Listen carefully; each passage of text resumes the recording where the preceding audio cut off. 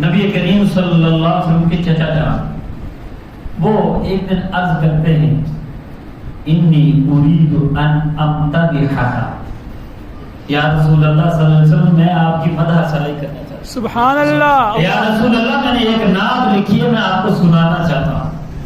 اب میرے آقا علیہ الصلوۃ والسلام نے فرمایا قل لا یفدفد اللہ فاک، اے چچا آپ نعت بیان کیجئے اللہ آپ کا منہ سلامت رکھے. سبحان اللہ. اللہم زد. اللہ آپ کا منہ سلامت رکھے. جو نبی پاک کی مدد سرائی کرے محبوب کی دعا اس کو اللہ دعا آپ کا منہ سلامت رکھے.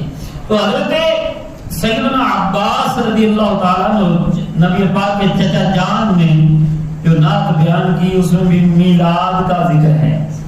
وہ دو شعر میں عرض کرتا ہوں کہ عرض کرنے لگے نبی کریم صلی اللہ علیہ وسلم کی بارگاہ میں وَأَنْتَ لَمَّا وُلِدْتَ أَشْرَقَتِ الْأَرْضُ وَضَاءَتْ بِنُورِكَ الْأُفُقُ.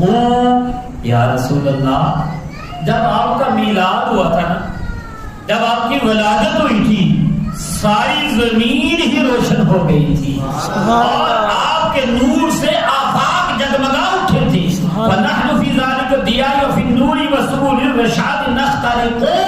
اور یا رسول اللہ آپ کے اسی نور کی روشنی میں ہم زندگی بسر کر رہے ہیں اور زندگی کی راہوں پہ چل